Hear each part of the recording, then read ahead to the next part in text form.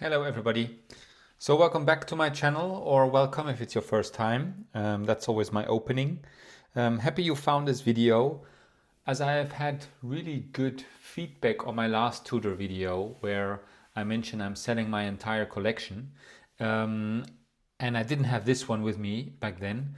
This is just a few days ago. I wanted to again bring these two watches together, but not make, before they go, but not make a repeat of the topic, but more get into real details. What do gray market dealers in Europe offer me for these two watches? I think that's a topic often that interests me at least, and I think it interests other people too. And I want to go into that today. And at the end, or towards the end, you will find out how much I got for this. It won't be such a long video, so you don't have to wait very long. I just want to go again into the story just quickly to recap. Why on earth am I selling these two watches? Both of these two watches are fairly new in my collection. Here we go. I think, yeah, when I look at them this way, it's really difficult. Yeah. And in my opinion, they are the best looking Tudor watches from my taste, yeah, that the Tudor collection has. However, there is a reason behind me selling them. Even though in the last couple of days, just before selling them, has been like a bit of a back and forth. Maybe others know about this. Do let me know in the comments if you've decided on selling a watch and then rethink it and say, okay, maybe I should keep it.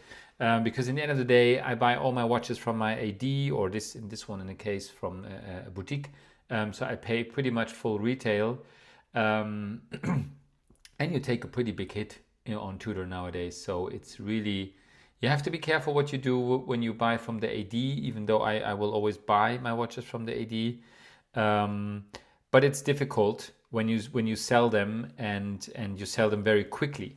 I think so I have this one, I have it about 8 months, was my Christmas watch.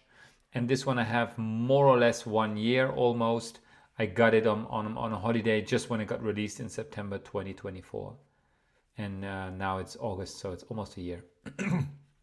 And actually, fun fact, I have a tracking app, so which watches I wear how much. It's actually within Chrono 24, and there you can say which watches you have worn on which day and for what occasion, and also if you've worn more watches in one day, so during the morning and during the evening, for example, or during the day and during the evening, then you can also put that in. Doesn't take any time. You don't have to install anything. If you have Chrono 24 as an app already, just do that. You have to have the watches in your collection, so you have to add them, and that's about it. And these two have been on the top 3 worn for this year. And I haven't tracked every single day. I also have not tracked it for a whole year. I've tracked it maybe for 3, 4, 5 months, and maximum probably 3 months, thinking of it. And these are my most worn watches, and maybe that's the reason that I'm kind of, happy I had them, happy I wore them, but kind of a little bit tired of them. I don't know. And I've had some recent additions and some aspirations again for new watches, and I just realized, having a big collection like mine, which is more or less about 20 watches. I've not revealed this yet, actually, this information. So if you sticked around, then you found out now. I don't always have them with me, of course. I only have a very few with me, and I kind of rotate them. And if you want new watches, I think there is a limit, and I think the limit is around 15, 16, and that's already a lot in my opinion. And then you can start off, or kind of still wear pretty much all watches. But with about 20 or going north of that, it's impossible. Yeah. And it becomes a bit of a, as I mentioned in my other video, a bit, almost annoying to think of which watch do I wear today. So yeah, that's just some background. I'm passionate about watches, as you can hear. I'm passionate about these watches, about Tudor, but more passionate about Panerai and also about Rolex. So I kind of want to focus my collection on Panerai and Rolex. And use that wrist time on those two brands, because that's where I have the most interest for. Yeah, so it's not only the case. I had a comment in another video that it's only Rolex and Tudor is a poor man's Rolex. No, this is not the case. It's just wrist time, and it won't be that I only have Rolex and Panerai. I have a few Breitlings that I love. Actually, 3 of them still. I also have 2 IWCs that I really love. There's the Engineer and the Chrono, so you can check that out on my videos. And I will keep them for the moment. I'm happy with them and not thinking about it. So yeah, this is where I got. So I had, just to recap to anybody who didn't see the other video, I had a year ago 5 Tudors, 5 or 6 Tudors. And with these 2 are my final 2. And these are the newest, and still I'm selling them. And why? It's pretty simple.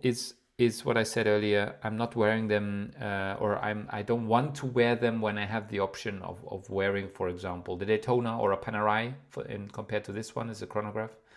And this one, it's kind of chunky, kind of heavy.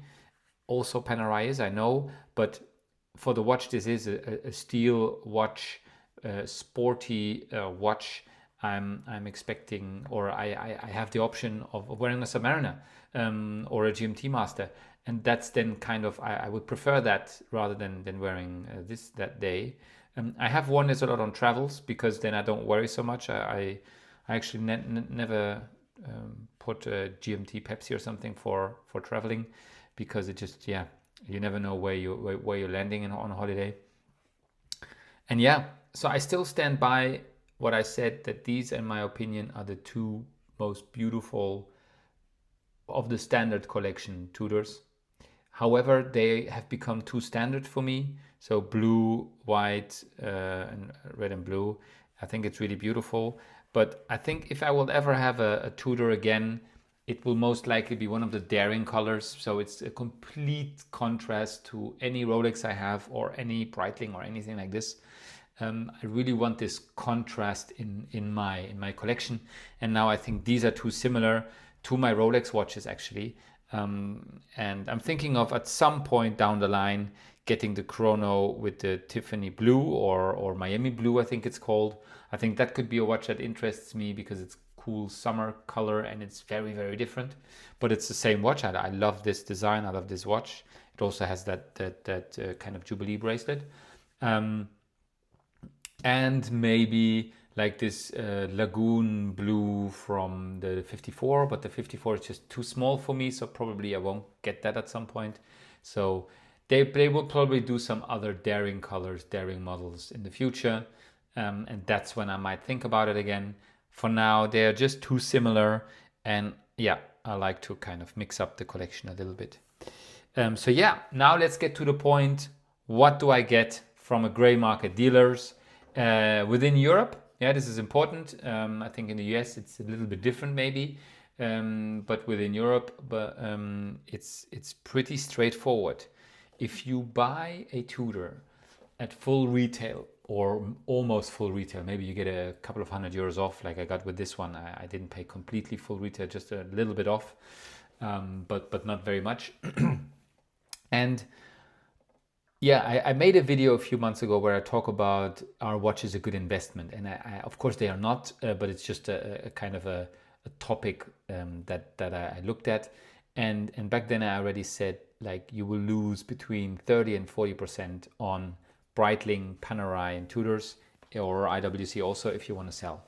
So you have to know this. It's similar to when you get a new car, you drive it out of the dealer, it will be 30% less unless it's an extremely limited edition or something like this. And it's similar to Tudor. And when I bought this was really hard to get and people were hyping about it and stuff. That's not why I got it, but it was selling for 20% more than I paid on retail. And within a few weeks or months, it got down. And now both of these watches, I am getting exactly 70% of the retail value. Yeah. So the retail on this was, I think, or currently is €5,850, more or less around this, or 5,750, more or less. And I get 4K for this after some negotiation. Yeah, so they offer about 35% off the retail. That's offer you will most likely get within your region. Do let me know if it's different. I'm really curious. And the same here. I paid just below 4K, and I was offered, I think, 2,500 or 2,400 in the first offer, and I ended up at 2,700. So that also is pretty much exactly 30% off. So that's what you will most likely get with anything which is not Rolex or not a super high limited edition of Tudor or something like this. Yeah, so always know this. People are not really talking about this. At least I'm not finding these kind of videos on YouTube. So that's why I'm making this. That's why I have this channel, because I want to share kind of knowledge and how it is to be a collector. So I hope this information was helpful for you. Do let me know what you think about these two watches, and if they are also, in your opinion, the best combination of what you can get within Tudor. I think both of these models will have updated models in the next year or two. I think Tudor will do a new Chrono, slim it down a bit. Then it could get interesting again for me. Or, as I said, the Miami Blue one. I've not talked to any AD from in my region yet, but maybe that could be something. But blue is too similar to a Breitling I have, and then the chronograph is also too. I have lots of chronographs in the collection from Breitling, from Rolex, etc., and also from IWC. So it's kind of, that's one topic.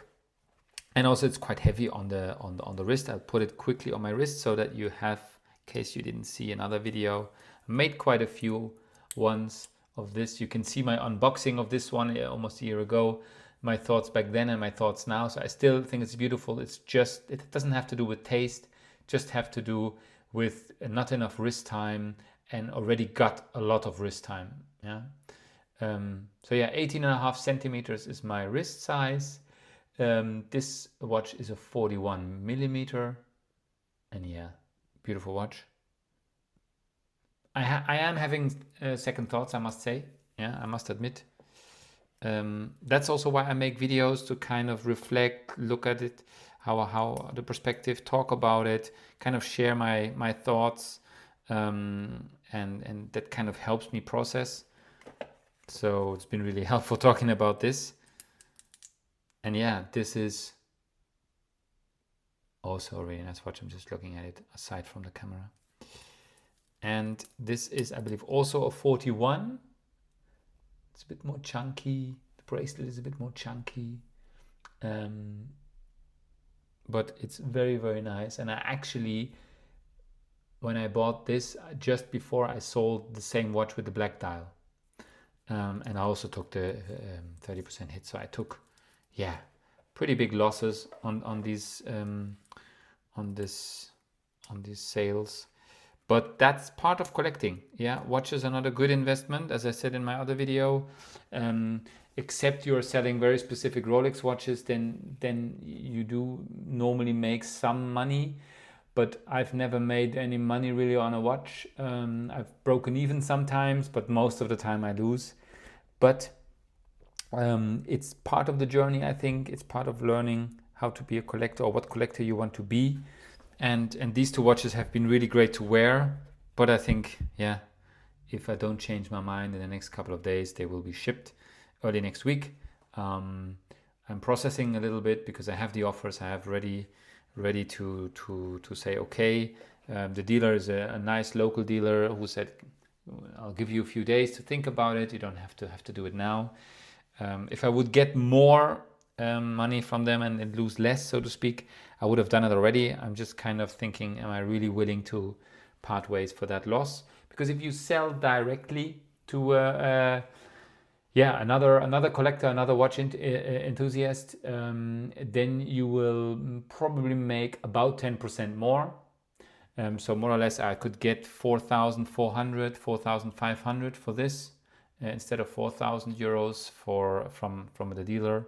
The dealer will sell this at more or less 4.8, 4.9. So he will make about a 20% profit, or not profit, but he'll have to check the watch and pay for shipping, but he'll make about 12% profit on a watch, I think. And here I will get probably 3 3.2, 3.3 thousand instead of 2.7, maybe 3.2. I think that's a fair price for this one. If I look at the current market, that will be the lowest one online in my region. So then I think it could sell pretty quickly. So yeah, that would be, all in all, would be about $700-800 more, but with a bit of risk, a bit of waiting more, meeting people somewhere, and I don't like that so much. But that's also an option if you want to get the maximum out of your sale. So yeah, let me know your thoughts. Let me know if you've had similar situations. Let me know what you think about these two Tudor watches. Have you experienced similar things like myself? I love to chat and comment below. So yeah, looking forward to that. And there will be more videos to come in the next few weeks. Thank you.